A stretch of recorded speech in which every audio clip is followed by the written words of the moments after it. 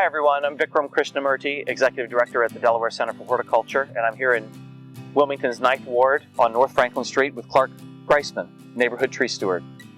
Well, Clark, all of the tree planting, and you and I, our work in the neighborhood goes back almost 20 years from my first stint with DCH, and isn't it rewarding to see these trees, I guess it was probably 18, almost 20 years later.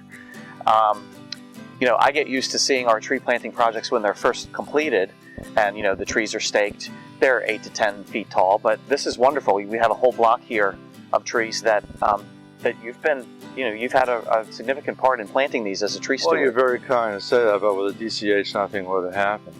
And may I say that you're speaking as a young man. When you get to a certain age and you plant these trees, you're talking about the next generation. Yeah, you're not planting them for yourself. No, correct. That's what makes you feel good. Yeah. Is knowing that when you've left this planet, that there'll be actually something green and important and environmentally sustainable left behind you. Yeah. Well, Clark, you've been one of our most loyal and consistent tree stewards, to the point that you've gone above and beyond. You used to write a tree program newsletter for us, did you not? And would you talk about that a little bit? I assume you're referring to Trish Hotchkiss DeBrassi. I am. That was a publication called Wilmington Tree Press, which I regret to say has ceased publication. Well, you never know. You never know. And Trish Hotchkiss DeBrassi, of course, was a pseudonym or a nom de plume or something like that. And I kind of set it up where I generate questions, and this sort of dowager lady, Trish Hotchkiss DeBrassi, would respond to the questions.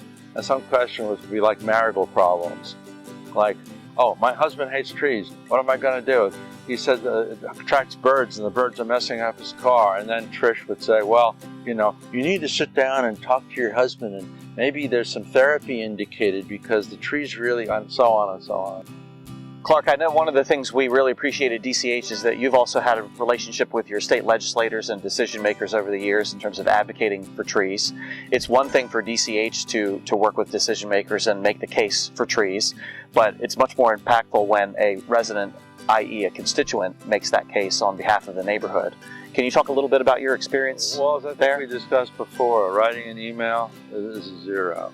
Yeah, making a phone call, you can just about forget it.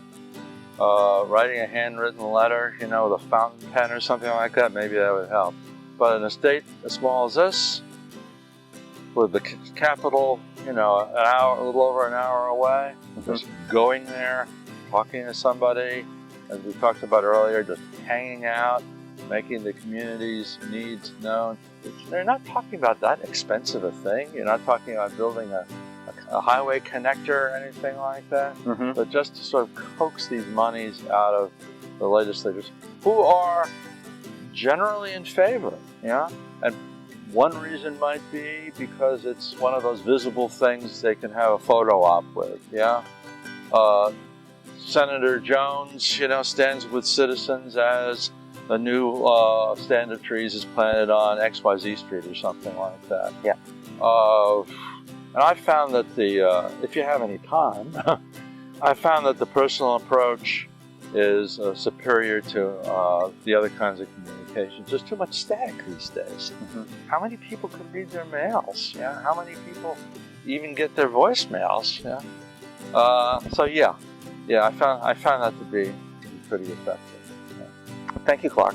So in terms of your experience here in your own neighborhood, working with residents, working with DCH, as we reach out and engage new audiences and new neighborhoods, new tree stewards, and make the case for tree stewardship, what would your advice be to any neighborhood resident here in Wilmington or otherwise, in terms of how to get people involved and how to kind of rally the neighborhood around this kind of effort? Well, I think step number one, the DCH offers the tree steward training. I forget, it's been so long. Workshops and trainings. One of these workshops. Those are key. I learned an awful lot.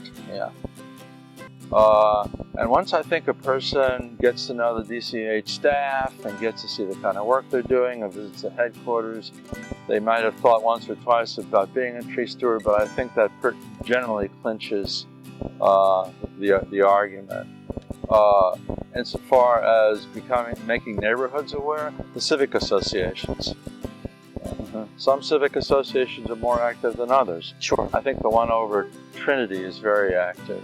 I forget some of the others. But show up to a civic association meeting. Now, of course, it's more compromised for health reasons.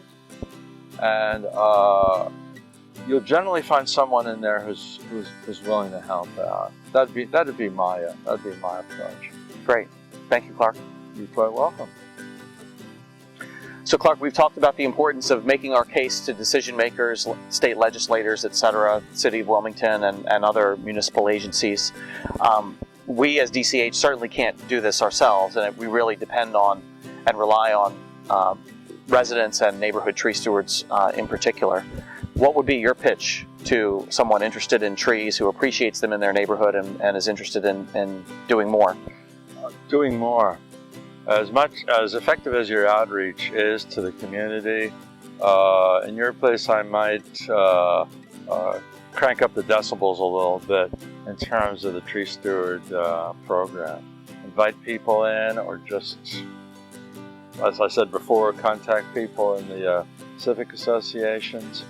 And I think an increase in that effort will bring more tree stewards into the program because people are interested.